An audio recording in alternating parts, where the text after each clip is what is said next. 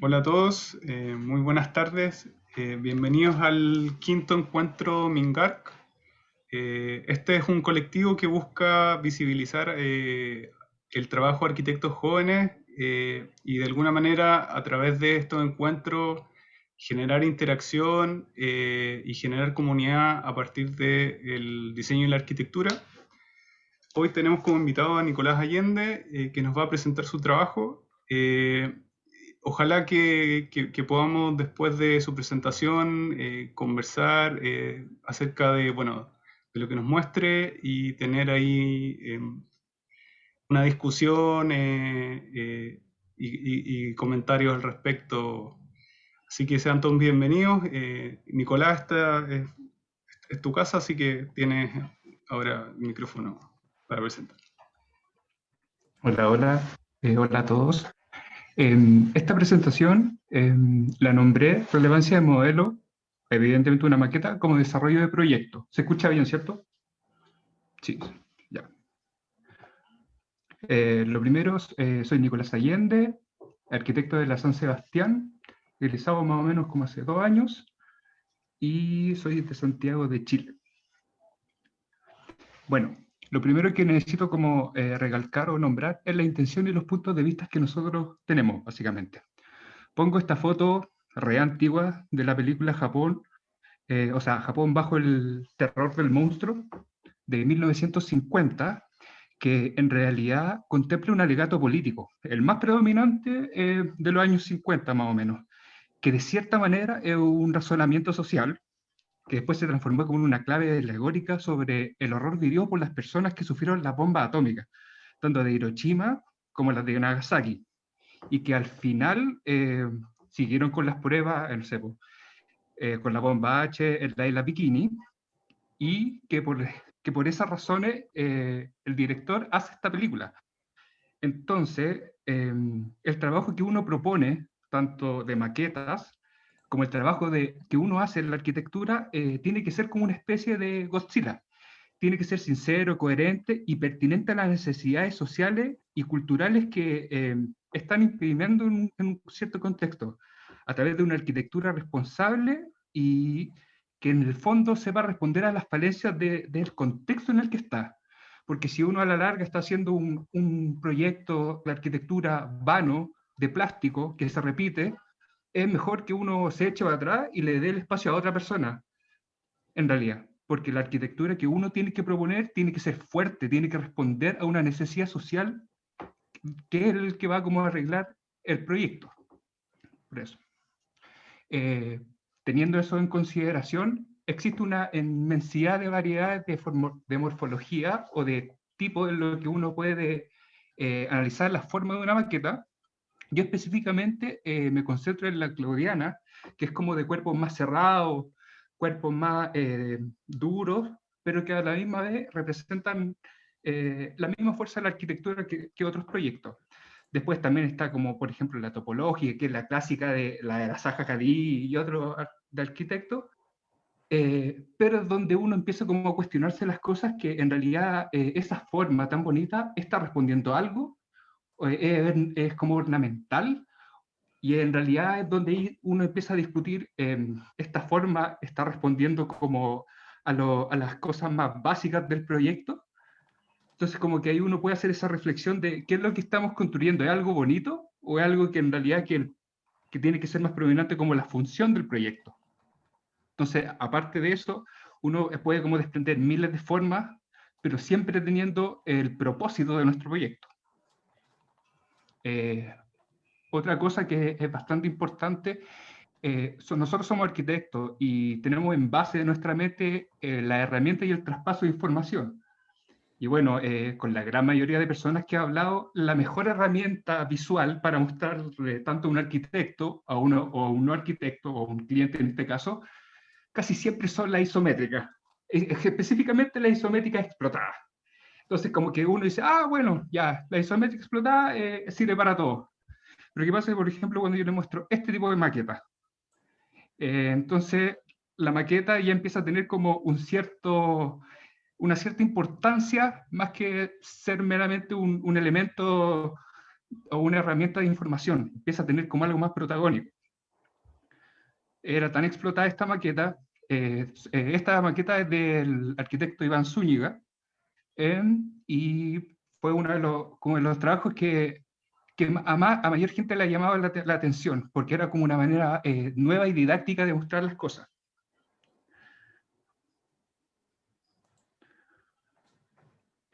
Y es como el final.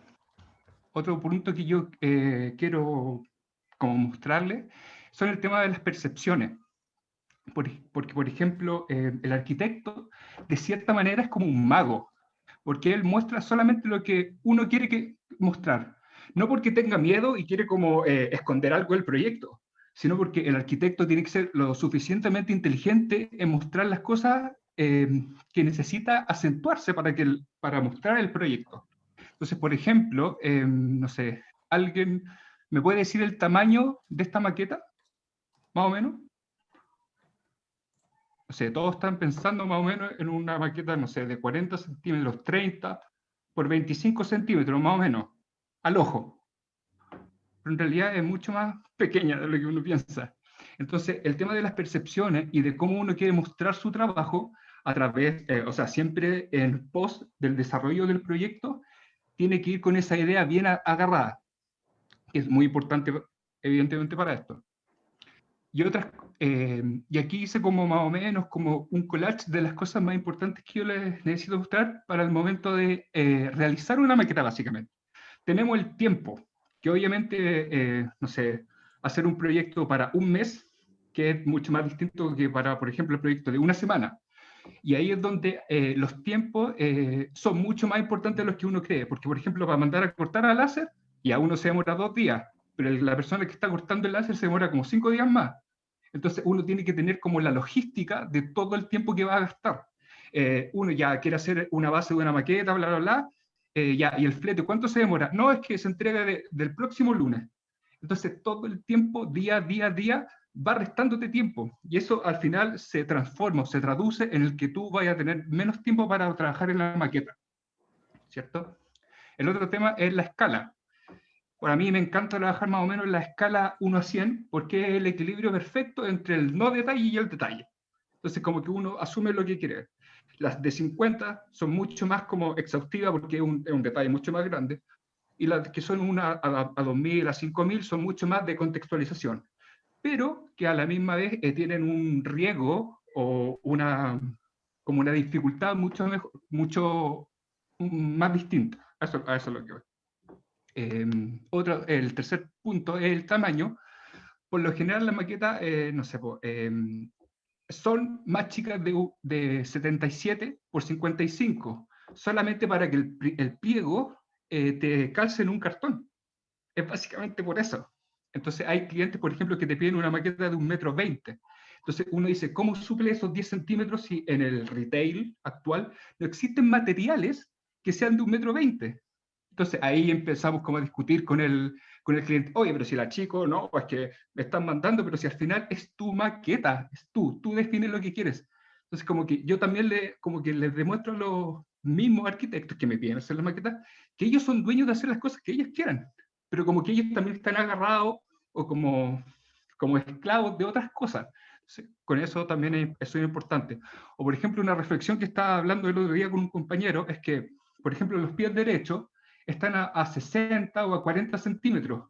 No porque un arquitecto al momento de diseñarlo dijo, esto tiene que estar a 60. Es porque simplemente la plancha del OSB de 1,20 por 2,40 te da esas medidas para que calcen. Entonces, el material en sí te está dando una transmisión de posibilidades infinitas. Por ejemplo, los estacionamientos son los que rigen la modulación hacia arriba, porque todo el peso que cae en la estructura al final, estos descansan en los pilares de los estacionamientos, que tienen que estar como cada 7,5 metros para que quepa entre autos. Entonces, el material te está dando una información. Evidentemente, una maqueta de papel, cartón y otras cosas es mucho más fácil que hacerla de vidrio, acrílico, policarbonato, metacrilato, vidrio, etc. Entonces, eso también hay que tenerlo en cuenta como el tamaño y el material. Otra cosa es el tipo. Por ejemplo, un estudiante te va a pedir un tipo de maqueta que es como quizá un poco más lote, no sé qué. Está la de concurso y también está como la de como para admiración, que es como la típica que está en la oficina de arquitectos que está ahí como pinchada en oro. Entonces como que hay una gran variedad de tipos de maqueta. Hay una más morfológica, una de más de experimentación, hay otras que son como de una incubadora que es como de muestra, que uno jamás logra verlas.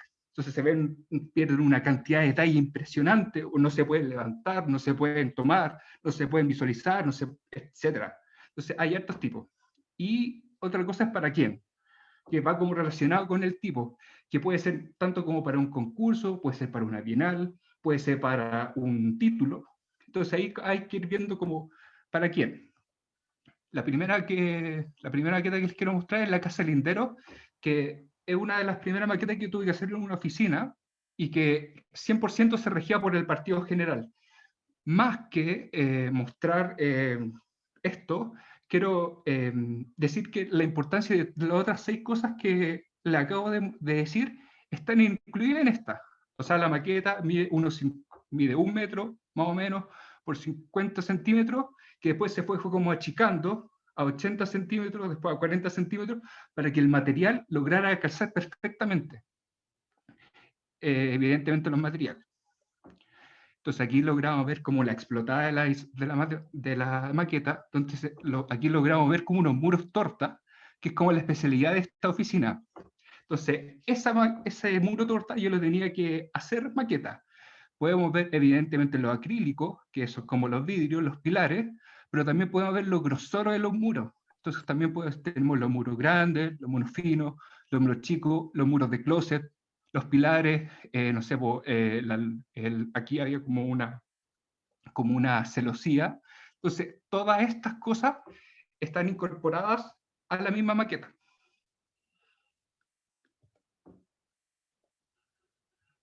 Básicamente era como una O que tenía como muros estructurales súper duros y que arriba de esta descansaba una barra mucho más liviana, teniendo como en consideración las crujías de la casa, y aquí se puede ver evidentemente eso.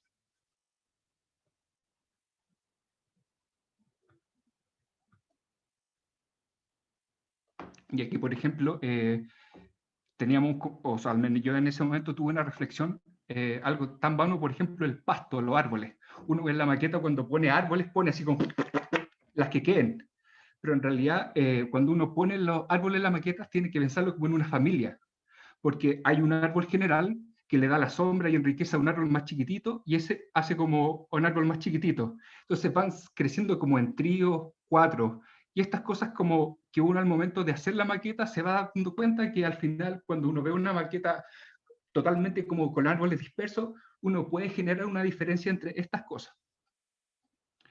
Esta es otra maqueta que les quiero mostrar.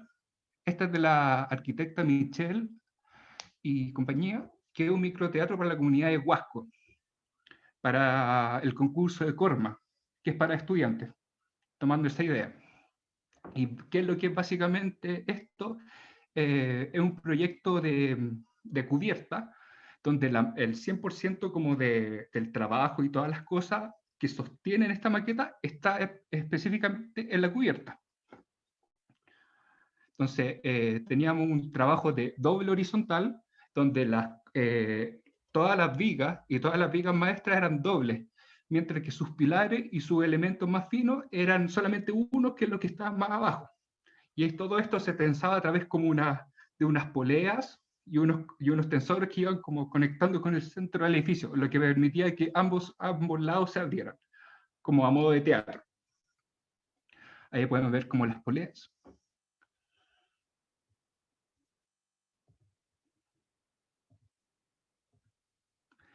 Y algo que, por ejemplo, algunas personas no sabían cómo hacer, querían hacer como esta suerte de llegada o de unión entre agua-terreno o río-terreno, que es a través como de cosas tan simples uno logra como mostrar, no sé, en este caso era como un rompeolas. Como la utilización de nuevas técnicas de materiales logran dar esta vista para, en fin, hacer resaltar el proyecto y que no es más que unos bloques. Pero para mí es algo mucho más importante que logra tener un impacto más importante en las maquetas. Ahí está como cuando se desplegaba una fachada y se lograba ver esto atrás. Impresionante esa maqueta. En segundo lugar, o sea, perdón, como tercera maqueta les quiero mostrar la casa PBN, que esta era una maqueta no más grande que una calculadora científica.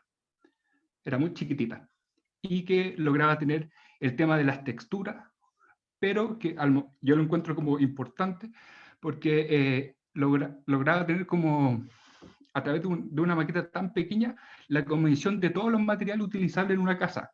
O sea, ya nos fijamos acá que tiene ya el deck de madera, tiene la textura de agua, está el piso levantado para el tema de que la humedad no pase, tiene unas vigas metálicas, tiene el techo, tiene el texturizado, tiene árboles, como que estaba todo en esta maqueta. Y evidentemente la hice explotar. Aquí se puede ver más como el tema de los desniveles.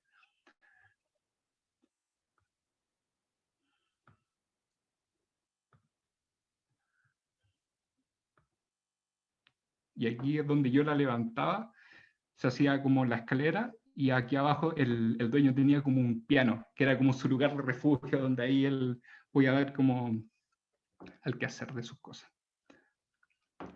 Otra maqueta es la casa Chaguales, donde que esta maqueta tuvo como dos procesos. Uno que era como totalmente de experimentación, donde yo corté las cotas a mano, y resultó este tipo de maqueta, donde usted la ven, tienen textura, pero en realidad como que era una caja.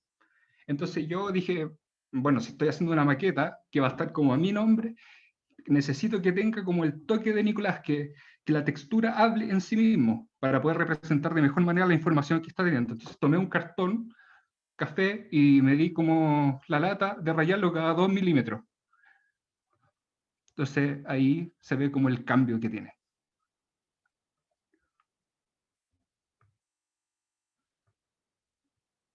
Entonces como que esos detalles son los que van marcando las diferencias. También esta casa estaba como acomodada a través de unos pilotes que no logré encontrar esa foto, que también habla como de un sistema estructural y de cómo está planteada esta casa como en referencia a su geografía y muchas cosas que uno va haciendo la maqueta, que se va dando de todas esas cosas que te van enriqueciendo para el proyecto final. Esta otra es la plataforma de los pitches. Esta es mi maqueta de título, donde hicimos una maqueta inicial totalmente como tectónica, viendo los temas de altura, entrada, flujo, etcétera, y que después la intentamos replicar como a una escala mucho más deductible y descriptiva de la maqueta. Esta maqueta medía 2,70 m por 500 centímetros, o sea, por 50 centímetros y 60 metros de alto. Entonces tenía como estas como juntas de dilatación que me permitían llevarla de una pieza a otra pieza o de una sala a otra sala para poder llevarla, pero que simplemente sentía. En realidad, como les dije, en mi proyecto de título, y para mí algo muy importante era qué es lo que pasaba entre el edificio y el terreno. Tanto el edificio tenía que tener sus vigas, sus muebles, su bla, bla, bla, pero el terreno también tiene una condición perfecta, o más que perfecta, como única, que es la grabación del granulado, el material, las piedras, el tamaño de las piedras y cómo estas se disponían eran muy importantes para mí. Se puede ver ahí la maqueta. Aquí se ven como esta depresión que tenía el terreno donde mi edificio volaba, se ve el granulado de las piedras, se ve el trabajo de las rocas más grandes, después una más mediana y después una chiquitita y después como un polvo que le tiramos. Se ven como aquí estas como entradas de luz que en el fondo eran como las fogatas que salían hacia arriba y como estos espacios donde iban como incluyendo espacio para los árboles y cómo el terreno se iba como comiendo al edificio poco a poco. Ahí se ve como en su forma horizontal y trabajaba a través como su partido general era una barra puesta que tenía las ventanas más grandes justo donde tenía el soporte con el terreno, lo que dejaba que lo estructural flotara para que tuviera como un mayor contrapeso con con la descarga de las fuerzas. Y también un tratamiento de fachada de iluminación con las piezas, los dormitorios y los sectores comunes. Ese se ve el entrevigado de abajo. Y la incorporación de árboles y de espacios comunes, patios centrales. La textura, no sé si se ve, pero toda la maqueta está texturizada cada 6 milímetros, porque los pastelones miden 60 centímetros. Toda la maqueta estaba totalmente hecha a su 100%.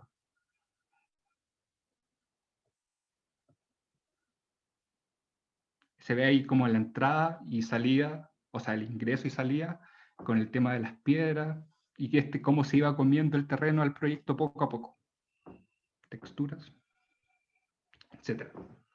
Aquí les muestro otro ejemplo, que en el fondo fue el Instituto Hebreo, pero que para un concurso se denominó como el Colegio Hebreo. La propuesta de esto era básicamente una serie de edificios que funcionaban como soporte o pilares y que finalmente tenían una cubierta que iba como enmarcando qué es lo que era proyecto y qué es lo que no era proyecto, donde se había un espacio entre uno de los dos lados y tenía un espacio común, básicamente. Esos son los espacios comunes, donde en un lado era blanco los árboles y en el otro eran morados, y se ve más o menos la escala del edificio. Se ve el trabajo del -1, que solamente hicimos esto porque iba a ser una maqueta de exhibición. Entonces no teníamos para qué hacerla explotada, si a la larga nadie la iba a ver, no se podía ni tocar la maqueta. Entonces como que... Pero aún así le hicimos, como es todo este sector que era como el patio inglés, la bajada, el ascensor, aunque no sirviera de nada, como que nosotros como maquetistas tenemos que hacer esas cosas, aunque no se vean, es como hacer un proyecto mal hecho, no, como que hay que hacerlo bien desde un momento, aunque nadie se dé cuenta, uno tiene que hacerlo, y si es que uno no lo hace, te queda todo el rato en la noche, oye, hiciste mal esto, hiciste mal esto, hiciste mal, entonces como que tu ética de arquitecto o de maquetista, no sé cómo diferenciarlo, te obliga a hacer estas cosas. Esos eran como los edificios que funcionaban a modo de pilar, que sostenían esta gran... Evidentemente mandamos a cortar láser la textura, que era mucho más grande. Se ve el espacio central. El otro patio, que tenía también una celosía que hacía una diferencia entre estos dos espacios. El acceso, vistas, textura, iluminación y propuesta final. Está el -1, que nadie vio. Otro proyecto de concurso fue la renovación Providencia, donde Albert Tahiti y SCL proponían básicamente renovar todo el Palacio Falabella a través de 3 distintos tipos de edificios. Entonces, el primer edificio, que es el de acá, este más largo, que era como una arca, donde como se iba como distribuyendo el espacio de forma longitudinal. Este otro, que era una especie de Pompidou, pero que tenía como la circulación en este como margen entre el exterior y el interior, y finalmente teníamos uno de planta libre con un patio inglés que estaba aquí afuera. Entonces aquí es como donde yo quiero decir que era demasiada o demasiada información que abarcar solamente en 3 edificios, pero igual fue como un ejemplo de la escala de la maqueta. Se puede ver el reverso. Esto lo hicimos casi 100% en cartón, excepto de este edificio que lo hicimos con PLR.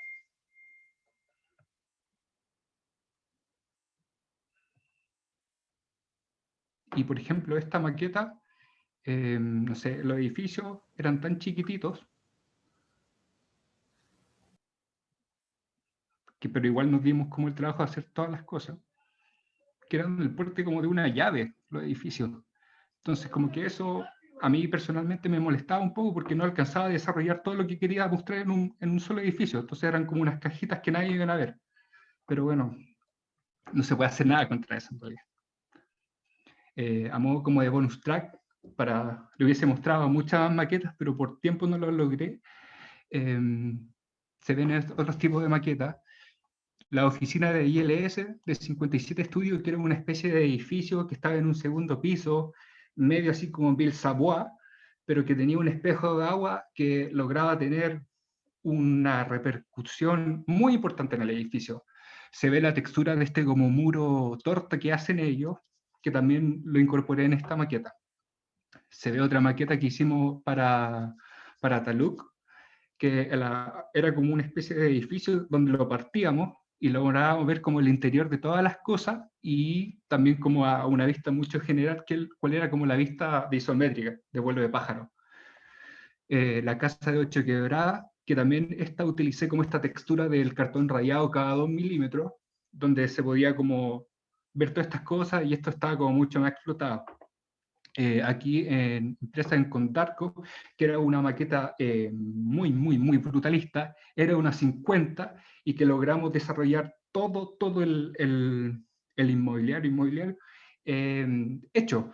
Nos dimos la lata de hacer las sillitas, algunos water, las ventanas tenían que tener como sus plantas, todo, en escala 1.50, las vigas, la textura de los decks del techo, las ventanas tenían un marco, etcétera.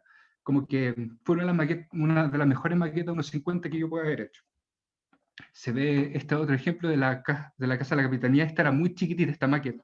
Era del porte de un celular, donde se ve como el primer piso de una casa totalmente normal y el segundo piso, a través como de esta geometría, logra darle un toque totalmente nuevo. También tenemos el tema de las calicatas, que tenía que hacer una muestra con todos los tipos de material que yo necesitaba utilizar. Entonces yo, a través como del formato de ladrillo, hice cada una de estas cosas, obteniendo una textura y una prueba empírica que iba a quedar perfecto si es que lo hacía así. Entonces como que se puede ver aquí como el resultado final. Se ve el Centro Cultural Constitución de Sergio Lagos, de Albert Davis, donde se veía bastante poco el edificio aquí. Entonces yo dispuse cortar aquí, sacamos como este pedazo de maqueta que iba pegado con este muro y lograba ver todo el interior. Entonces eso también era como las complicaciones de hacer una maqueta totalmente como de observación y otra que uno podía escarbar y hacer cosas. Está la explotada, la que le mostré en un principio, el astillero, que también utilicé como esta textura como de rompeolas, y como todo el trabajo a gran escala de los edificios y de los buques que estaban haciendo. La casa Sasso, que era una peluquería, que era una casa y donde se usaba la peluquería, pero que esto lo hicimos como cada uno de los materiales que se tenían que ocupar. Están los tabiques, en su interior están los vidrios, cada una de estas rayas está marcada no por azar, por el formato de los materiales, la estructura, etc. Y este también era de otra bienal que también le hicimos a Pablo Talú, donde lograba tener un conjunto habitacional en Puente Alto, donde se veían como el tipo de vivienda y donde flotaba esta barra. No se alcanza a ver justo en la foto. Temas de memoriales, edificios full estructurales, como en este caso lo hicimos con policarbonato para que se pudiera ver el interior. El ganador de Todo es Cancha, del concurso Corma del 2018. También le hice esa maqueta de Escantillón. El House Center, que era como una casa que giraba en torno a un árbol, que logramos desarrollar esos planos, y la partida, que era una maqueta de edificio donde se partía, de ahí su nombre, y lograba ver como todo el interior. Otras maquetas, etcétera, en sus infinidades. Y como a modo de conclusión, cuando uno hace una maqueta, tiene que estar siempre pensando qué es lo que es mejor para el desarrollo final de las cosas, y teniendo una lógica y una logística también de qué es las cosas que uno necesita hacer, pero en la menor cantidad de tiempo posible. Un ejemplo que siempre doy, que algunos yo creo que los tiene aburridos, es que, por ejemplo, cuando estaban en la carrera espacial, los gringos con los rusos, en ese momento tuvieron la necesidad de hacer un lápiz. Entonces, Los gringos invirtieron una cantidad impresionante de plata en un lápiz que tenía que resistir la fuerza G, tenía que dibujarse hacia arriba, hacia abajo, tenía que soportar la tolerancia, no sé qué, y una cantidad como de atados que hacer. En cambio, los rusos tomaron un lápiz mina. Y punto. O sea, como que todos esos detalles uno los tiene que estar como incorporando en la maqueta. La logística tiene que ser algo fundamental en nuestros proyectos porque eso nos va a ahorrar errores y tiempo. Por ejemplo, mostrar esta maqueta que yo la hice como en 10 minutos, donde a nadie le tenía una fe, pero después que la entregué y vieron el partido general, todos la amaron, porque tenía como una buena como implementación del espacio, tenía una buena vista, uno se podía imaginar los recorridos, uno podía ver cuál era la situación entre las dos barras, cómo era el descanso, la caída de agua y bla, bla. Entonces, como que de repente no se necesita así inventar la pólvora, solamente uno tiene que pensar las cosas precisas y saber mostrarlas bien. También, por ejemplo, lo que le digo a otros tipos de estudiantes o a otros compañeros, que si uno quiere desarrollar todo su proyecto en base de maqueta, la primera maqueta tiene que ser de proyecto, donde se ve el terreno, donde se ven geográficamente las condiciones y se ve nuestro proyecto ahí como chiquitito, para que uno pueda tener como el tema de las calles, las condiciones geográficas, etc. En segunda maqueta es como ya el proyecto en sí, donde se logra ver más o menos 1 a 100, 1 a 50, donde uno logra tener una relación mucho más directa con la maqueta y se puede ver como las proporciones, etc. La tercera maqueta es como al estilo de Escantillón, tipo corte, donde ya la maqueta tiene 1 a 40, 1 a 20, donde uno logra ver ya bien como las cosas ya más constructivas, logra ver los perfiles, los pernos, etc. Y finalmente uno necesita como una muestra así ya 1 a 1 de las cosas. Si es que uno logra tener todas estas 4 maquetas interiorizadas en su título o en una obra, lo que sea, uno no necesita planimetría, porque la maqueta te va a decir toda la información que uno necesita hacer. Ya como para ir cerrando, uno tiene siempre unos referentes.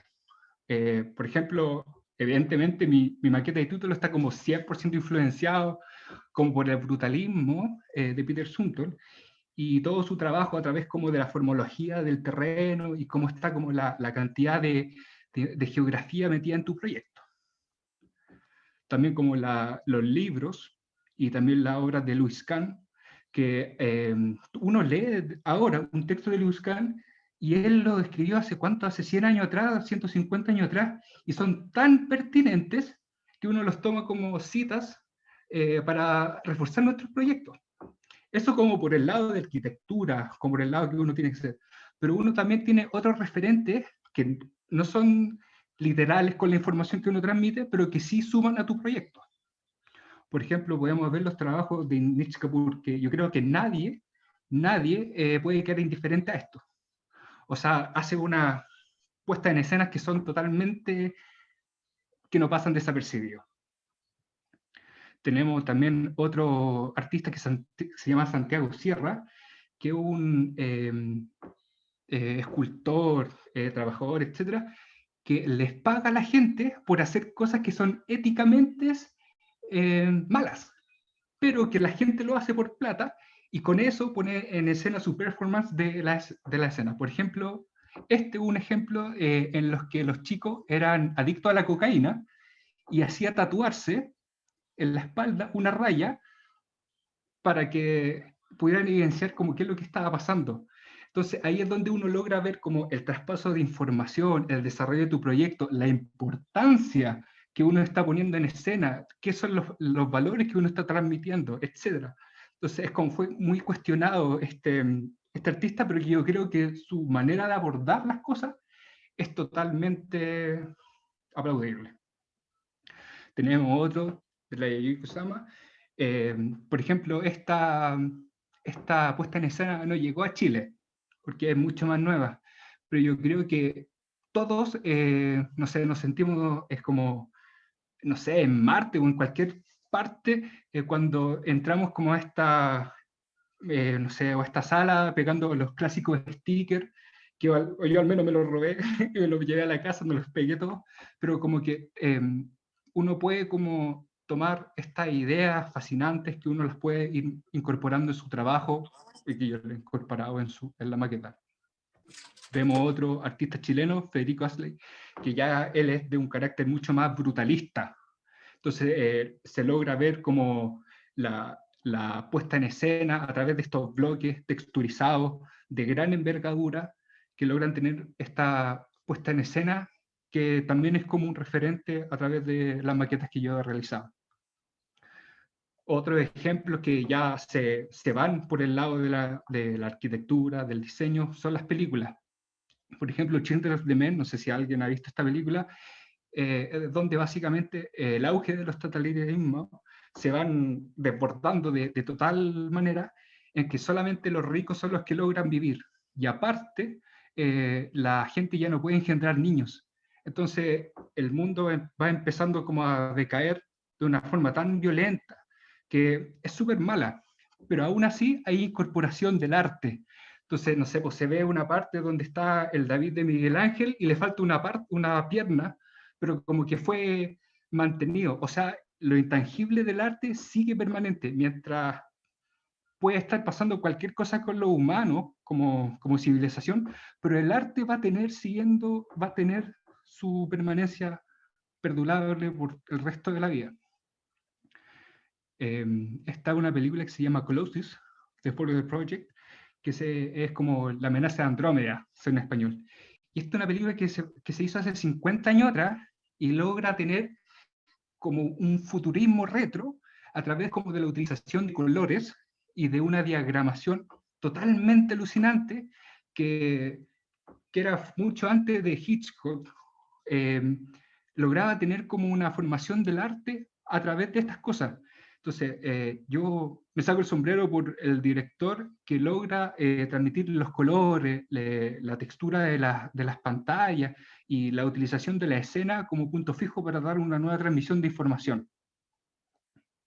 Lo mismo con la película Aeroflux, donde se ocupa un edificio que está en Berlín y se logran ver la escala, donde las personas son muy chiquititas y también es como un referente audiovisual también para nuestros proyectos. También el juego Mirror's Edge, que más que eso es el motor de render, que logra tener estas atmósferas de colores predominantes con la utilización de colores primas, que es totalmente novedoso, al menos a mí, yo lo encuentro espectacular. Y ya como para lo último, cualquier trabajo, cualquier cosa, se pueden como incluir en mi Instagram, que es Nicolatu, con 3 O, está mi número, donde van a poder como encontrar videos o cosas como esta.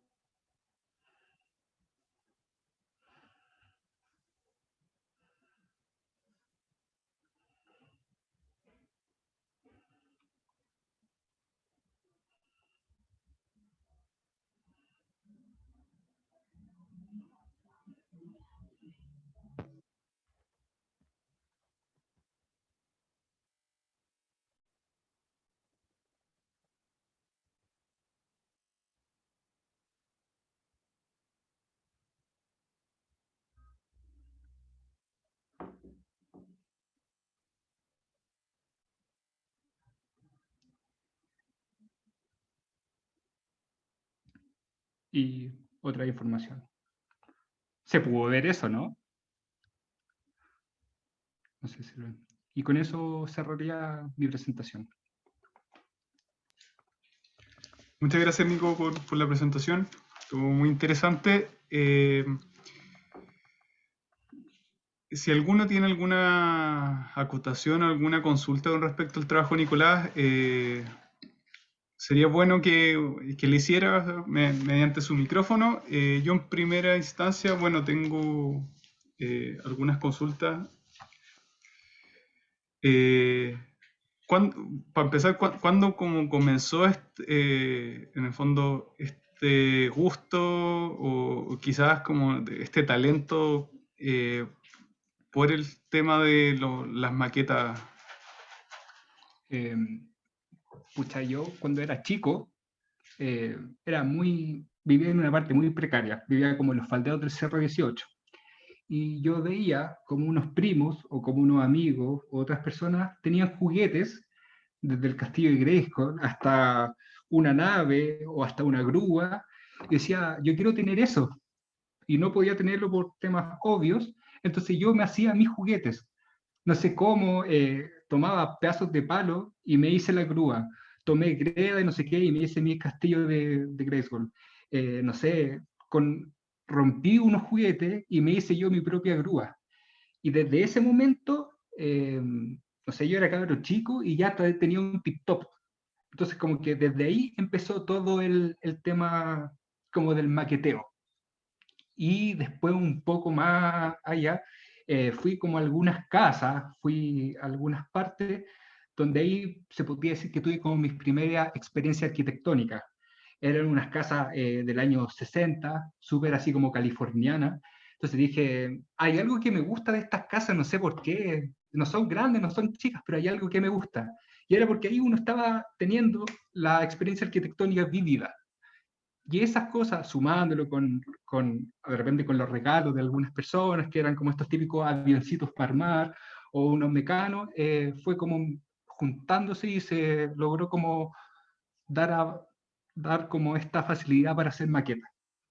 Básicamente por esas cosas soy, hago todo este tipo de cosas, más o menos. Y eso, por ejemplo, mira, aquí les puedo mostrar algo de una maqueta. Esta es una maqueta, no sé si se alcanza a ver bien.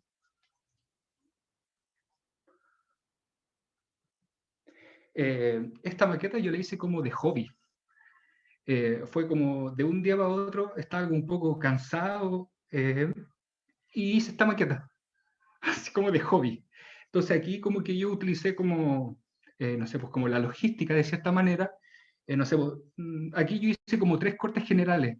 Entonces, no sé, en vez de estar poniendo un palito al lado del otro, al lado del otro, al lado del otro, marqué el primero y el último y ¡uy! Los corté todos. Entonces, como que ahí utilicé estas como técnicas como de trabajo a través de, como del hobby de cada uno, logrando tener como un trabajo mucho más perfecto. Nico, si dejas de compartir pantalla, podríamos ver más grande la maqueta para que se alcance a ver Ah, ya. más detalle. Dejo de dejar. Sí, ahí sí. Ahí se ve un poco más. Sí, Ahí se ve. No sé, se ve bonito. sí está. Que se me olvidó cómo mostrar esta maqueta. Y lo otro que les quería mostrar, si los puedo dar vuelta. ¿Alcanzan a ver esto, no?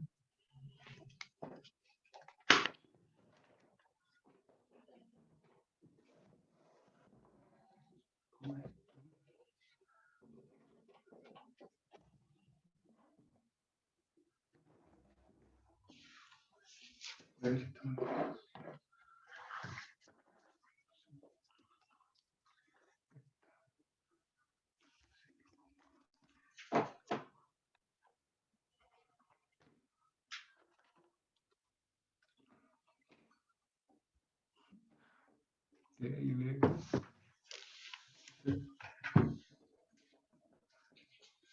Ahí se pueden ver como otras maquetas que he hecho yo. Y estas son mías como por capricho, que las que necesitaba hacer para desarrollar como este hobby. Porque a la larga cuando puede irse así como súper en la volada, pero uno cuando está maqueteando tiene mucho tiempo y va descansando, va pensando, reflexionando las cosas que hizo mal, que hizo bien, como que es como una mini terapia. Entonces como que por eso hay muchas maquetas en mi casa.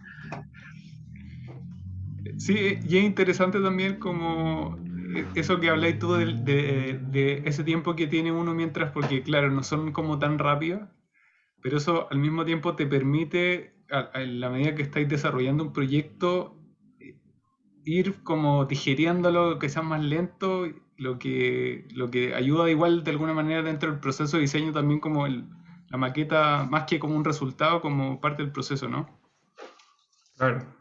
Sí, y también, por ejemplo, no sé, hay muchas veces que yo en una maqueta me demoro, no sé, 2 meses en hacerla, pero yo en realidad estuve 7 semanas pensando en cómo hacerla, en su sistema estructural, en cómo pegarla, y al final en hacer la maqueta uno se demora 3 o 4 días, pero en pensar cómo hacerla es lo que uno lleva a cabo, como es todo este tiempo de reflexión o de introspección, como uno acaba de decir. Oye, ¿y cómo fueron surgiendo estos encargos como de oficina? En el fondo, ¿cómo partió esto? ¿Cómo se empezó a profesionalizar de alguna manera? Y me acuerdo que estaba en la universidad y nos pidieron hacer una montonera de láminas. Eh, Igual yo era un poco, no era Mateo, pero me iba bien en la universidad. Entonces siempre tenía un poquitito de tiempo libre. Y en ese momento, con el tiempo libre, hice una maqueta. Era horrible la maqueta. Pero lograba demostrar cómo era el sistema estructural del edificio, que es el que estamos disertando. Entonces nos subieron un punto a eso, y ahí como que el profesor dijo, ya, este cabro es bueno para hacer maqueta. Y después yo le dije al profe, así como, oye, ¿me podía padrinar? ¿Podemos hacer algo? Todos me hicieron bullying, obviamente, pero de ahí empecé a hacer la maqueta para la oficina de él. Y él le dijo a un amigo de él, que también era profesor, y él estaba haciendo título, otro profesor estaba haciendo título. Y una persona de título se acercó a preguntarme, y después ese otro le dijo al otro y el otro, y así fue como mezclándose. Pero como que todo ha sido como de voz a voz, desde algo súper como experimental a algo ya totalmente solidificado como maqueta de concurso, más o menos. Y así fue como el... Súper. Y, y, y pensando como a futuro, ¿qué te gustaría en el fondo? ¿Te gustaría seguir como dedicado a esto? ¿Como hacerlo ya mucho más profesional? ¿O te gustaría, o sea, o también ver como la parte de proyectos propios, diseño, cómo lo... O sea, por ejemplo, dentro de mis habilidades, sé hacer todo, pero lo que hago mejor son las maquetas. O sea, también sé dibujar, sé hacer diagramas, sé hacer plano de arquitectura, obvio, pero no es como así como por tirarme flores, pero no creo que se pueda profesionalizar más mi trabajo porque ya es profesional, ya ya no sé, si hay un cartón que está cortado en 45 grados y está malo y no me sirve. Tiene que estar perfecto ese cartón para poder pegarlo. Entonces, como que no sé si pueda profesionalizarlo o mejorarlo más de lo que ya está. No sé, el otro día estaba haciendo una maqueta con Sebastián y había una losa que tenía que medir 0,018 cronones, ni siquiera 1 milímetro. Y estuvimos todo el rato discutiendo si le poníamos o no le poníamos más, otro pliego más para llegar a ese menos de 1 milímetro. Entonces, como que ya profesionalizarlo más o generar cosas mejores que esas, no sé. Y evidentemente después tengo como una perspectiva de hacer proyectos de arquitectura en sí, obviamente. Pero, por ejemplo, yo cuando esté en mi reunión con mis clientes, no sé qué, lo más probable es que no vaya a ver un bosquejo en AutoCAD o una planimetría, no sé qué. Po. Vaya a ver un pedazo de crea con unos pedazos de Lego metidos que a través de una maqueta yo voy a meter todas las cosas. Si a la larga lo único que le gana a una maqueta no son las ilustraciones, no son los renders, no son las fotos.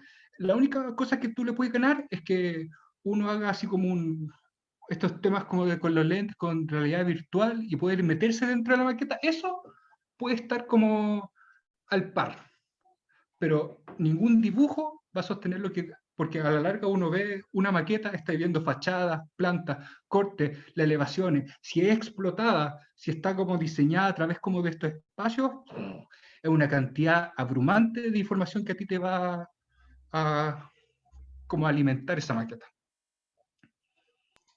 Bueno, quiero aclarar como con lo de profesionalizar, me refería quizás como a un tema ya más de hacer como una oficina dedicada exclusivamente a eso. O sea, eso quiere decir como crecer, tener otros clientes más grandes, quizás abarcar proyectos que sean más ambiciosos, como por ejemplo las maquetas que quedan en la museografía, en los museos. Eh, quizás tener un equipo ya como más gente que trabaje contigo. ¿Te Mm. interesa ese camino o te gustaría el camino quizás más tradicional, que es como de proyecto por encargo, el diseño? Es que yo creo que parte de lo que tú estás hablando, yo ya lo tengo como un poco incorporado, pero no lo grito como a viva voz.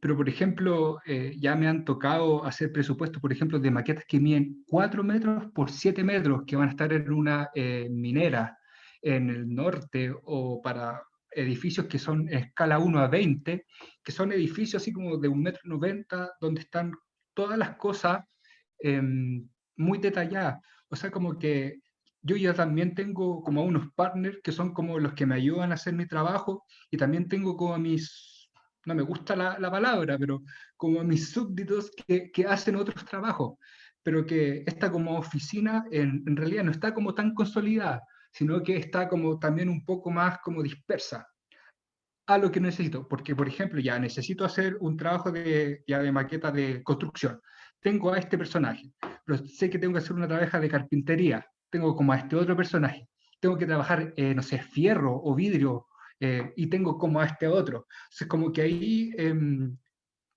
realidad no lo tengo tan consolidado, pero sí logro responder a todas las necesidades de cualquier cosa que me pidan, en realidad. Ah, perfecto. Ya me queda claro.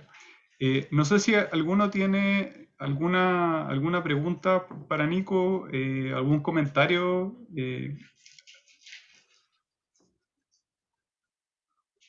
Puede activar su micrófono o puede hacer una pregunta al chat en caso de no poder, en el fondo, hablar. Eh, Yo creo que, mira, Álvaro Herrera tiene como una pregunta ahí, creo.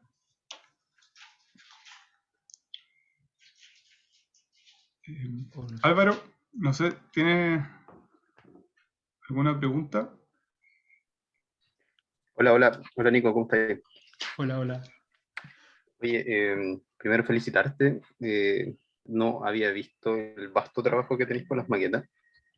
Eh, de verdad que es sorprendente ver la paleta de trabajo que acabáis de mostrar. Uno que es más cercano ha tenido la posibilidad de ver tus cosas de forma puntual. No sé, el trabajo que hiciste con Daniel Lazo, con Taidi, que tuve la oportunidad de estar justo en la oficina ahí. Y la pregunta iba un poco ligada a lo que te comentaba un poco Ignacio, que cuál es como, cómo ves el trabajo profesionalizado a futuro. Por ejemplo, tuve de ver estas charlas del Mingar, la primera que era de Chibei, creo que era el nombre, la primera chica que también tocó la temática de maquetas y de alguna manera muestra el trabajo como ya consolidado con su oficina, con una cierta cartera de clientes. Entonces, ¿cómo ves tú la posibilidad de quizás apuntar como a ese mercado, el mercado más grande?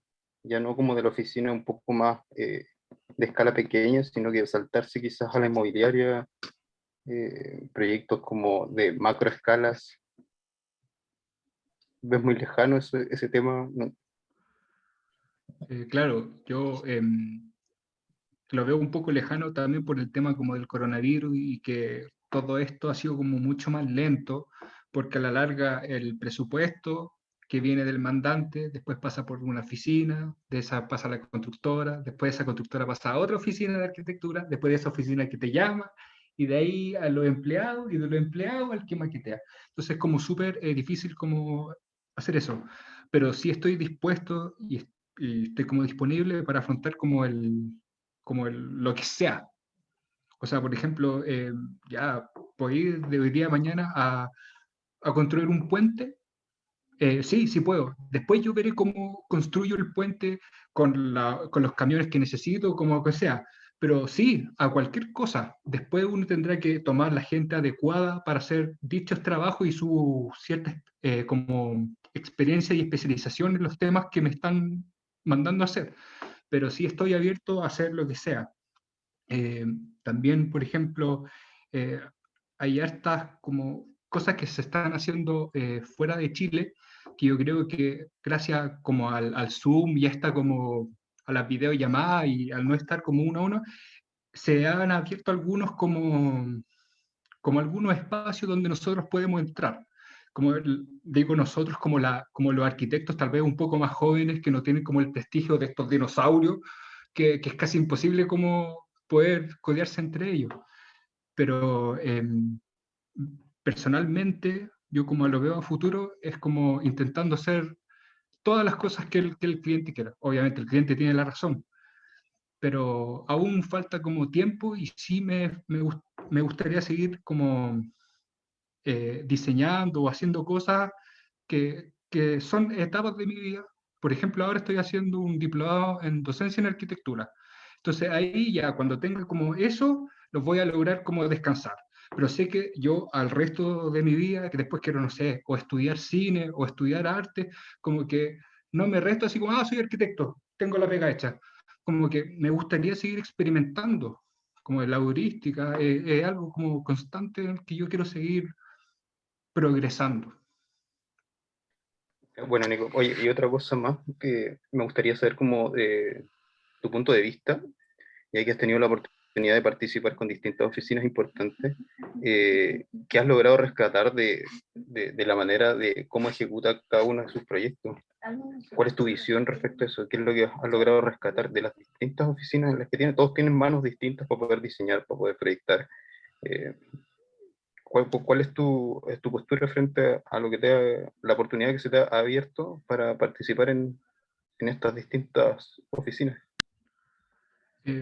Sí, o sea, creo antes como de este conversatorio estaba hablando con Ignacio que por ejemplo, cuando yo recién me metí a la primera oficina donde estaba, vi, no sé, por las especificaciones técnicas de una casa y como que me dio depresión, porque la cantidad de papeles, de fotos, de material que había que levantar era impresionante, era mucho, mucho, y como que quería llorar, así como, no, esto va a ser imposible, como poder realizarlo y hacerlo.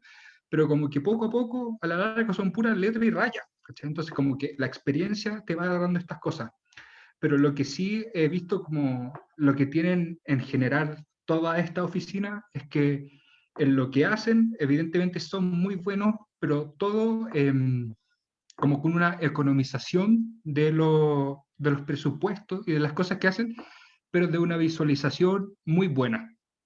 Entonces, como que intentan de repente, como suena muy fea la expresión, pero como que se cagan en cosas un poco vanas, pero ponen todo su potencial no sé, en el mejor material para la fachada para que se vea como esta relación de exterior e interior. En eso he visto que ponen hincapié muchas veces esta oficina. Y también lo otro es que, por ejemplo, no sé, ya tienen que realizar un proyecto y el proyecto no está listo de aquí a un año. Es un proceso que dura más o menos como 5 años, porque primero ya se hacen las cosas municipales, después te dan el permiso, después no sé qué, después el mandante tiene que dar la plata, después el otro no sé qué, después uno tiene que ir al terreno, no es que el terreno tiene fosas sépticas, y no sé qué, como que todo no es de un momento para otro. Entonces, a través de esta como manejo de grandes gamas de conocimiento, son donde las oficinas logran tener como un mayor acierto en un cliente y otro cliente. Y entre mejor acierto uno tenga, yo creo que uno va como ponderándose más arriba.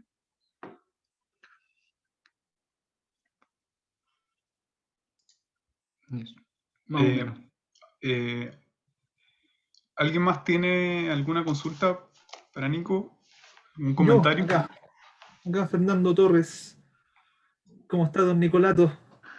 Bueno, bueno, Fernando. Oye, yo más que nada te quisiera felicitar, Perrin, porque el tal trabajo que has presentado está impecable. Y me hace recordar viejos tiempos, cuando estábamos en la U, ¿cierto? Y te animáis con las maquetas. Era un buen compañero en ese aspecto. Y nos salvaba de todo, así que se agradece también el maquetado en la universidad y lo que está haciendo ahora, porque al final lo que está haciendo ahora refleja, o lo que hiciste anteriormente refleja precisamente lo que está haciendo ahora. Y más que nada te quería felicitar y obviamente desearte lo mejor. De verdad, un trabajo muy, muy delicado, muy preciso, todo bien resuelto, todo bien hecho, y eso da gusto verlo en arquitectos, en gente como tú, en profesionales, gente que haga bien su pega. Eso es bien valeroso. Y no, eso solamente. Agradecer también la instancia, porque al final no se conoce en otras partes el trabajo a mano. Yo destaqué por ahí, creo que lo compartí por ahí en Instagram, el tema de la charla. Es rico y gratificante ver el trabajo a mano. O sea, hay trabajo digital que se presenta en muchas partes y es muy común, pero el trabajo a mano, el trabajo delicado, da a demostrar otra cosa, da a demostrar la dedicación, la calidez, la precisión y una manera diferente de ver las cosas. Y eso es súper bueno. Y solo eso, más que una pregunta, es desearle lo mejor a Nico y bueno, al grupo que está realizando este tipo de charlas. Se agradece mucho. Felicidades, Nico. Un abrazo. Gracias, Fernando Peña.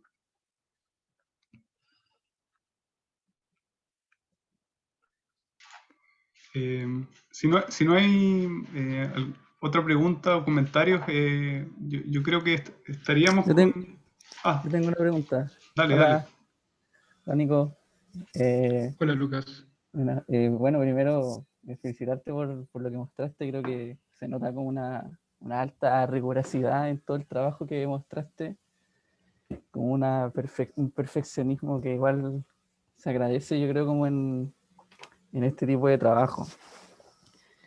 Bueno, yo tenía una pregunta como un poco en relación al título de la charla, que como para tenerla así bien clara, es que nada, me estaba preguntando que cómo tú puedes como observar o reflexionas sobre cómo en la práctica una maqueta como que se pueda transformar en una herramienta que pueda como contaminar o influir como en los procesos de diseño y constructivos de algo, no necesariamente arquitectura, porque en el fondo posiblemente uno podría también pensar que una casa o un mueble también es una maqueta, simplemente que es como una maqueta a escala humana, ¿cachai? Como que, entonces como de repente una maqueta como que puede empezar a informar o contaminar o diluir o no sé, los procesos de diseño en todos los sentidos. Y una segunda pregunta también, como para ver si es que se puede relacionar un poco, es que cómo tú también mezcláis o se hibridan un poco como los procesos como más artesanales de fabricación de las maquetas con procesos más, como más, no sé si la palabra es digital, o en el sentido como relacionándolo como a lo industrial, como las impresiones en 3D o los cortes CNC o como todo lo nuevo que se ve hoy en día. Eso. Hola, Lucas. En mí, o sea, como en lo poco que he leído yo como en literatura como general, los bocetos han sido siempre, bocetos me refiero como a dibujos, algo fundamental en el desarrollo para el aprendizaje de las personas. Entonces, cuando uno hace los bocetos, logra reflexionar, poner en cuestión las cosas que uno mismo está dibujando, y esos son los que finalmente se traducen como en las bases de tu proyecto. Y después esas bases son como como las estrategias de proyecto, y etcétera. Pero los bocetos en realidad son que papeles 2D. Pero en vez de, no sé, tener esos 10 minutos para dibujar, yo encuentro mucho más como proactivo, tomar un pedazo de crea, no sé, texturizar tu terreno y que con unos pedazos de Lego o unas cajitas de fósforo o algo, cositas chiquititas, arma tu proyecto. Y eso es un boceto, porque es horrible, es como una Frankenstein, ¿cachai? Pero ese trabajo tiene 1000 veces más pesos que el dibujo, porque como ya decía, el dibujo es una raya en 2D, pero en cambio en la maqueta vaya a tener la isométrica, los cortes, las elevaciones, vaya a poder desprender estos objetos, vas a ver cómo es el terreno sin tu proyecto, cuánto vaya a tener que socavar para hacer las fundaciones, etcétera. Entonces, como que veo súper como importante el desarrollo de una maqueta para el desarrollo del proyecto. No sé, lo único que puedo decir es que si es que uno tiene harto tiempo, uno no dibuje cosas en AutoCAD porque es un dibujo, que haga una maqueta, porque la cantidad de cosas que uno se va a ir como sorprendiendo con las cosas que uno hace es totalmente distinto. Es como cuando uno hace un 3D y uno logra darse cuenta como de rincones que uno jamás había visto en su proyecto, como, oye, ¿verdad que existen estos espacios basura? Oye, ¿cómo es esta puerta? Y empieza uno a cuestionarse. Y las puertas, mira, está pivoteando para el lado que no debe, y una cantidad de información que solamente en el haciendo en el 3D uno se logra dar cuenta.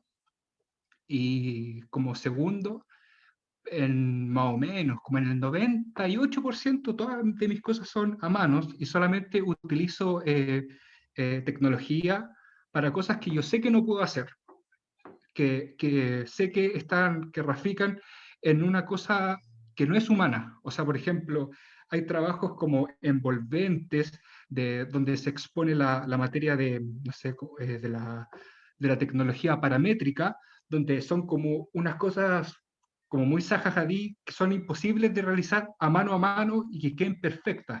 Entonces, cuando el mandante te manda a hacer uno de esos proyectos, creo que es súper importante. Ahí es como pertinente utilizar la tecnología CNC o 3D o ese tipo de cosas. Pero igual prefiero yo hacer todas las cosas a mano. Pero en el caso de que me mandan a hacer algo a grande envergadura, yo sé que voy a tener que utilizar el robot CNC y tener como una tectónica mucho más gruesa. Entonces ahí yo creo que es más pertinente utilizar las cosas a 3D.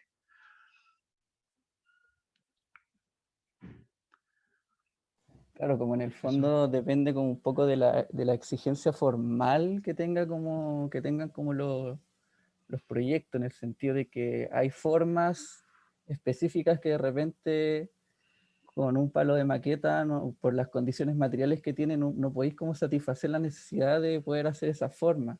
Entonces como que ahí eh, creo que también es importante como el tema de los procesos constructivos que de repente Claro. hay cosas que, claro, uno puede hacer y maquetear porque conoce cómo los materiales lo ha manipulado, como el cartón o los palos de maqueta, etcétera. Y como que ahí uno puede empezar a tomar esas decisiones. Y también te lo preguntaba porque en el fondo hoy en día con todo este tema de la pandemia, como que uno, pensando también como en alumnos de primer año, como que están mucho, cada vez las generaciones más nuevas están más cercanas como a los procesos de diseño como que sean mucho más digitales, como que trabajar con SketchUp o trabajar con AutoCAD, como que no, y como que generalmente la maqueta se observa como más como un producto final que uno entrega para poder representar el proyecto, más que como una herramienta proyectual o una herramienta que te pueda aportar en el diseño, en el proceso del diseño. Entonces, como que estaba pensando en eso y no sé cómo quizás tú ves como ese panorama actual y de cómo se puede proyectar teniendo en cuenta que quizás, no sé, pues en 2 o 3 años más, en 5 años más, todas las herramientas digitales como que van a ser mucho más contingentes como de repente para desarrollar los proyectos. El mismo caso que viste tú de los lentes de realidad virtual, ¿cachai? Como que también como que realmente puede empezar a desplazar un poco como la representación como más física o artesanal de las maquetas por estas cosas más digitales, más como de estar en una pantalla, básicamente. Sí, estoy como 100% de acuerdo en lo que dijiste. Por ejemplo, uno quiera o no quiera, eh, la historia de la raza humana va a estar marcada por el coronavirus, uno quiera o no quiera. O sea, desde todo lo que uno haga desde ahora en adelante tiene como ese plus, o no plus, esa como característica de coronavirus. Entonces, como que todo va a ser distinta. Los estudiantes que desde ahora salgan adelante van a tener como esa característica. Los niños que están naciendo ahora van a estar como sometidos a esa cosa. Eh, Todo va a estar como con esta alteración que hemos tenido.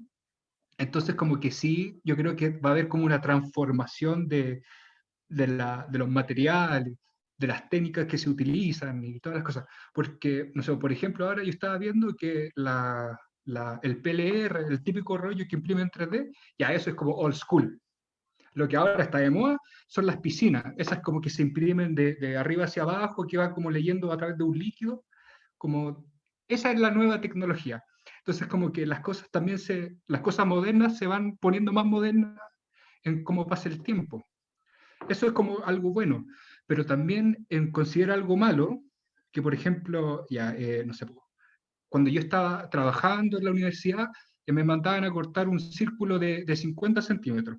Y yo me tenía que hacer el trabajo de hacer o de fabricar un compás de 25 y que me diera el radio, y como que me la ingeniaba, y eso era gratificante para mí, y así, y era parte fundamental de mi proceso como estudiante. Pero, por ejemplo, ahora, cuando estaba en la universidad, veía el cabro chico, ponía el radio de 50 centímetros, y lo imprimía. Entonces, como, ¿qué pasó con todo el trabajo que va atrás de eso? Como el trabajar el compás, el pensar que no se te vaya la raya, como que todo se automatizó. Entonces, que por un lado, es súper bueno que esté la nueva generación de optando por nuevas tecnologías y cosas más novedosas, pero a la misma vez nos vamos como atrofiando y vamos perdiendo ciertos sentidos que son vitales para nosotros.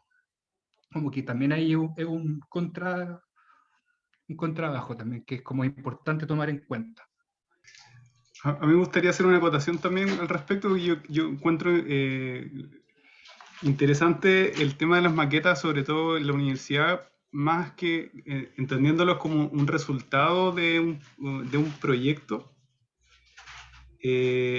como una súper buena herramienta para entender una lógica constructiva y sobre todo como el tema de pensar también el proceso de construcción de las obras, porque en mi caso, que yo he trabajado con algunos dibujantes técnicos que no tienen la experiencia de las maquetas, nos ha pasado que ellos no tienen a veces esa lógica constructiva del orden en el que se tienen que hacer las cosas, y creo que una maqueta es un súper buen ejercicio en el fondo como para trabajar en ese tipo de ejercicio. No sé qué opinan. Sí, o sea, yo creo que toda la razón, porque en el fondo, igual como lo que hablaba Nicolás, que es como esta disputa un poco, como estas pérdidas como de estos trabajos artesanales, por ejemplo, del ladrillo fiscal versus ladrillo princesa, ¿cachai? Como que igual hay una cierta como, una riqueza como constructiva, o una riqueza como de cultural incluso, o de procesos de que involucran como de repente la fabricación más artesanal de un ladrillo, que también son interesantes de observar y que también aportan como culturalmente a, a la arquitectura, como en el sentido de que uno tiene que también pensar, por ejemplo, de dónde vienen los materiales, cómo se desarrollan, qué tanto contamina, por ejemplo, construir un edificio en acero y no o en hormigón o en madera, ¿cachai? Entonces como que ahí también entra un poco una discusión sobre los residuos o sobre la basura, ¿sí? O como qué tan contaminante es la industria en sí de la construcción y de la arquitectura, ¿cachai? Entonces ahí yo también, por eso también pensaba en esta cuestión como de lo digital, y también como que quería hacer otro comentario con respecto como qué pensabas tú sobre esta como actitud de repente que tienen los estudiantes de romper las maquetas, ¿cachai? Como que en el fondo es como una especie como de liberación de los encargos, que a mí me tocó harto ver cuando también estaba estudiando, y que yo lo encontraba así como, o sea, que yo lo veía como algo, o sea, como lamentable, porque en el fondo igual para mí las maquetas como que son algo igual importante y que enriquecen harto como los proyectos. Y que también tiene como un poco se relaciona con esta cuestión de los residuos, ¿sí? Porque hay veces uno no sabe qué hacer con las maquetas, como que son tan grandes a veces que no hay espacio disponible para donde guardarlas, entonces como que qué cosas se pueden hacer de repente con unas maquetas que ya están como súper elaboradas y que no hay espacio donde guardar, o cómo se podrían de alguna forma reciclar o reutilizar o darle como otro uso. Sí. No sé, por ejemplo, como se dieron cuenta, cuando yo saqué esa caja blanca que parecía como torta de novios, todas mis maquetas como que están metidas en caja y esas están como guardadas en un cuartucho ahí atrás. Y una de las principales cosas por las que yo no sigo haciendo algunas maquetas es porque después no sé dónde guardarlas. Entonces sí es un problema. Me imagino así como, ya cuando sea muy viejo, tener así una casa así como la de Iron Man, donde abajo en vez de tener auto, voy a tener kilos y kilos de maqueta y material y cartón. Y sí encuentro que es un problema, que a la misma vez el 3D o la diagramación a través de algo tecnológico se puede poner en un archivo y listo, pero sí encuentro que es como una limitante eso. También, no sé, considero que el romper una maqueta, así como un estudiante que la rompe, yo creo porque tiene como un sesgo psiquiátrico o que por algo lo está haciendo, así como, me cae mal este profesor, voy a romper lo que él me hizo, ¡pa! Y se desquita como a través de la maqueta. Pero encuentro que cada maqueta es algo que va delimitando un cierto nivel de conocimiento. Entonces, uno puede ver 6 maquetas del mismo proyecto, pero uno va notando los distintos niveles de cosas que uno va como incorporando a nuestro como conocimiento.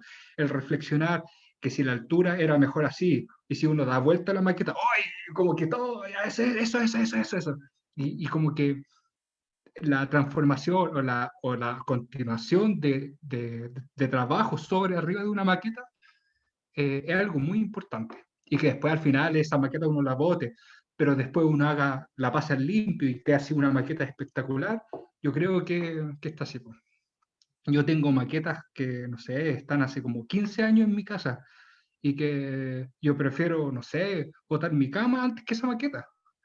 Es como, porque, no sé, no es que tenga así como un amor por esa maqueta, pero sí encuentro que es súper importante tener ese testimonio de esa maqueta.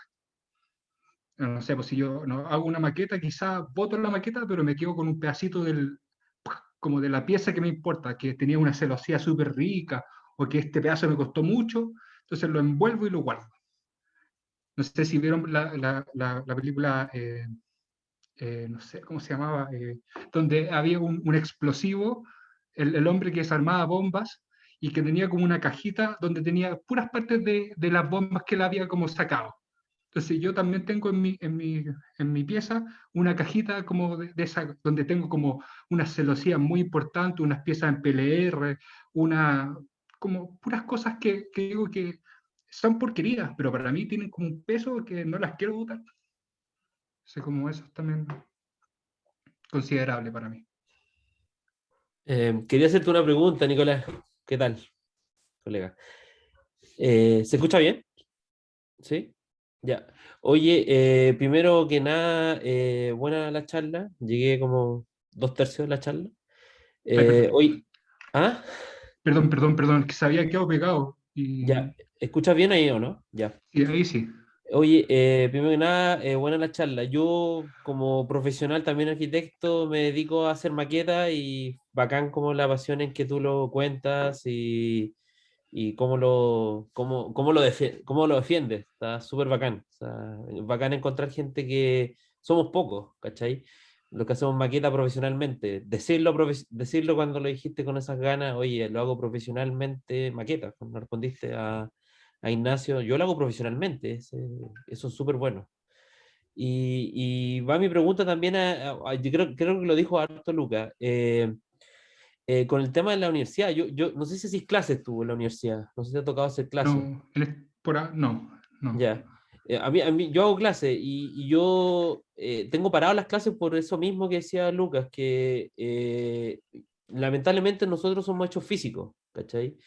Y quería ver qué opináis, porque yo desde el 18 de octubre del año 2019 no me relaciono con las clases en temas de maqueta y hasta ahora no ha cambiado. Hice clase de taller el semestre pasado y no funcionó. Y este semestre postergué un workshop que iba a hacer en una universidad por lo mismo, porque no se puede. Y la misma universidad están poniendo el pero y lo interesante es ver la maqueta. Y claro, trabajar con una especialista en maquetas que hace maquetas es ver maquetas, ¿cachai? ¿Qué opináis de eso? Y también te quería preguntar, aprovechando todas las preguntas juntas, sobre los materiales.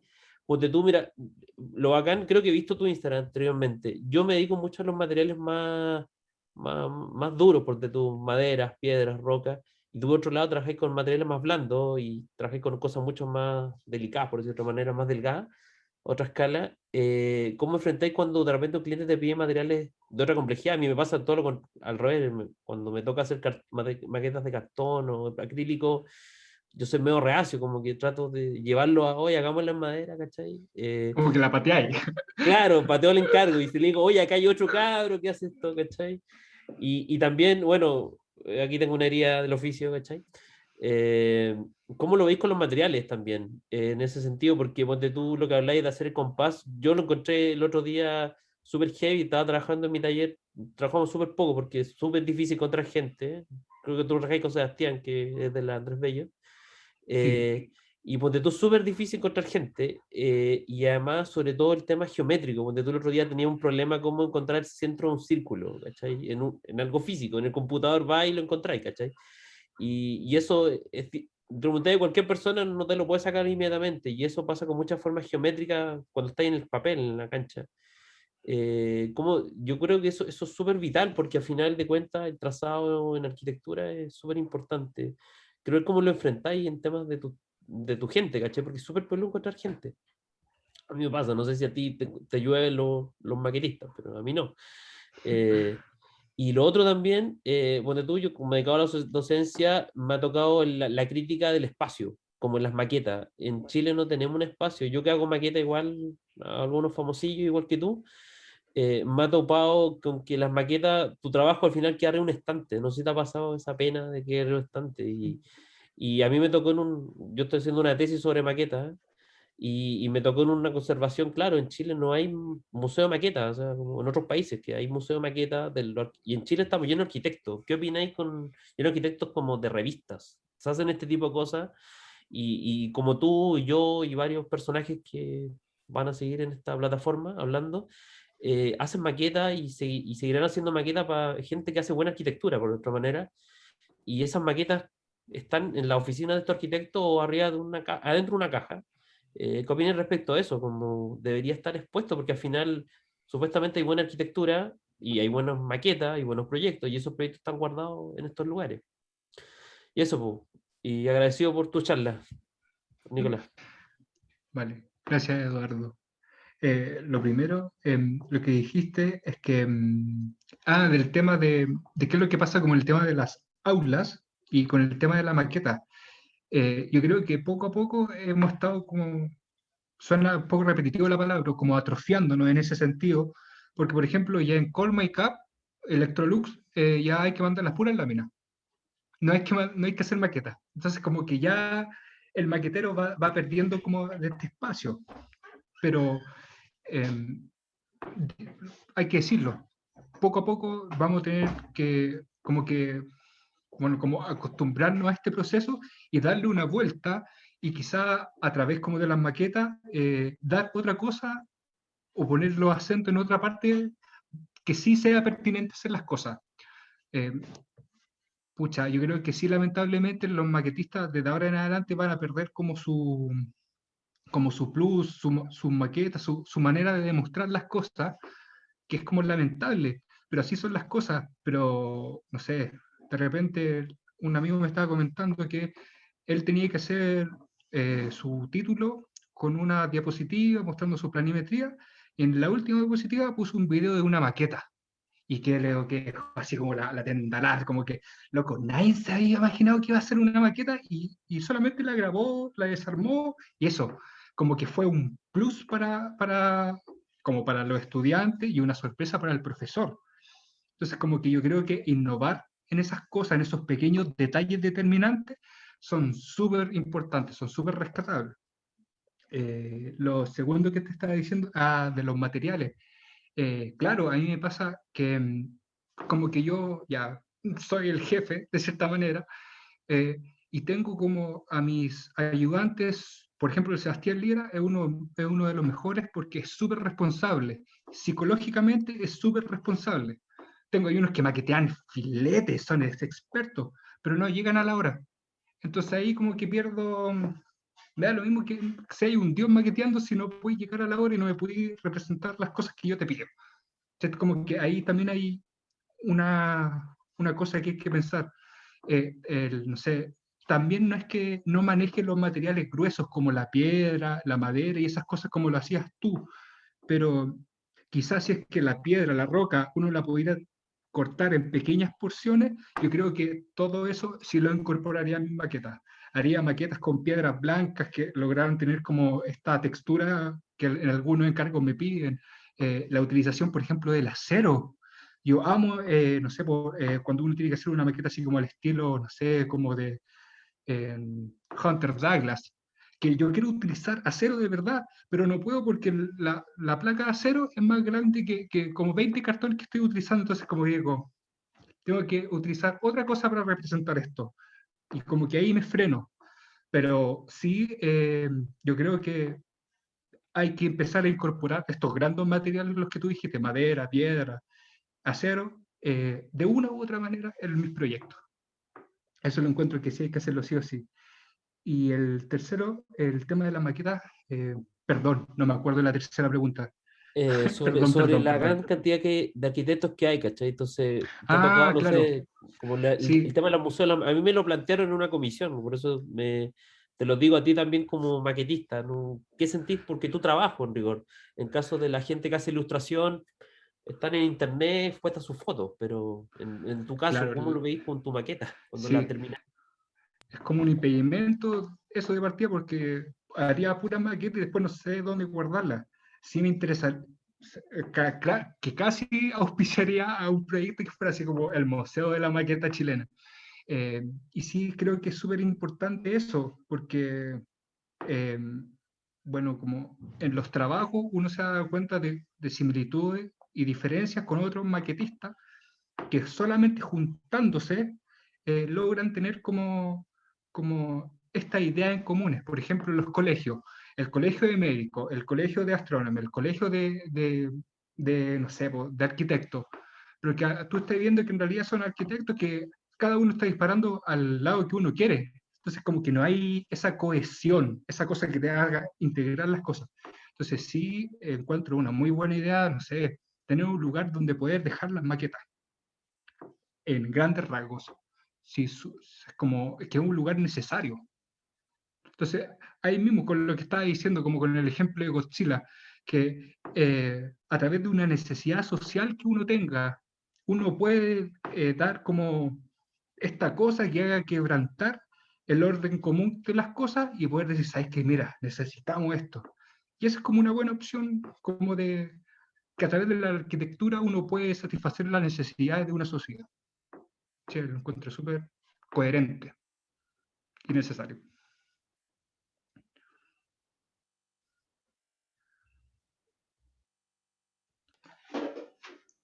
Yo creo que por tema de tiempo vamos a ir cerrando.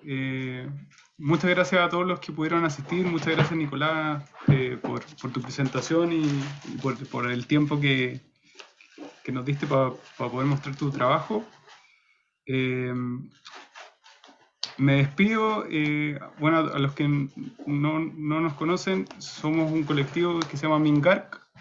Y que busca valorizar el trabajo de arquitectos jóvenes de distintas partes de Chile, de distintas escuelas, de estudiantes también, con el fin de poder hacer comunidad, tener estas conversaciones, poder intercambiar ideas con colegas y con futuros colegas.